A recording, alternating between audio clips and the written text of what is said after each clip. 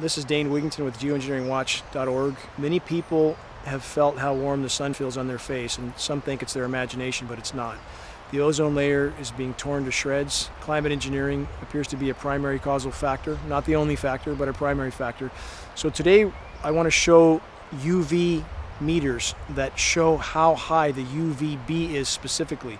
We're told that by all major agencies, WHO, the World Health Organization, NOAA, National Oceanic and Atmospheric Administration, we're told by all major organizations that no more than 5% of all incoming UV should be UVB. But we're metering this, and we know that that's a lie. In fact, we're seeing UVB levels that are 50 to 60% of incoming UV. That means the UVB is about 1,000% of what we're being told. So let's take a look at the meter and prove that this is actually the UV levels, UVB specifically, are off the charts.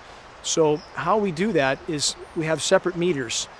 We have about $1,000 Omega meter here, which measures UVA and UVC. So if you turn the sensor toward the sun and you get the highest possible reading, it looks like we're somewhere in the range of 4.31, 4.32 milliwatts per centimeter squared. So that's our UVA measurement. Now we're going to measure UVA and UVB, and we'll subtract the UVA measurement from that total. So with another meter, so we'll turn the sensor again toward the sun.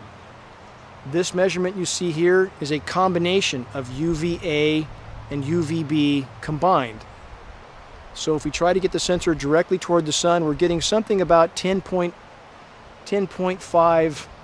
milliwatts per centimeter squared. It's measured in the same increment as the other meter.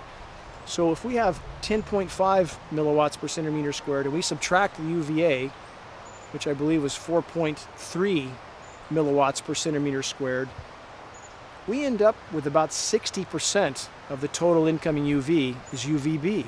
And that's simply off the charts. Federal agencies are not telling us about this issue. They're not informing us. We can see the bark is being burned off of trees in many locations around the globe. Trees are dropping branches, which means you have a lot of dead branches with those trees.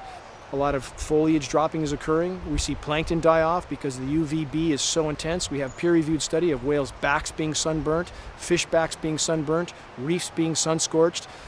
The UVB issue is a very dire issue, and it's imperative that we bring this issue to light so that agencies are forced to disclose this. It's a very serious human health issue. It's very serious for optical damage to the human body. Again, the agencies appear to be basically putting out a fictitious UV reading. It's all collected by a central data collecting center, and the reading they put out on a simple scale of 1 to 15 simply isn't related to any actual measurements. So it's imperative, again, that people understand the sun feels hot on your skin, feels warm and intense because it is. We're seeing astoundingly high UV readings, and we know that climate engineering decimates the ozone layer. I challenge anybody to Google geoengineering destroys the ozone layer or geoengineering damages ozone layer. You'll find a mountain of data from a lot of sources. So please help us sound the alarm. This is Dane Wigington with geoengineeringwatch.org.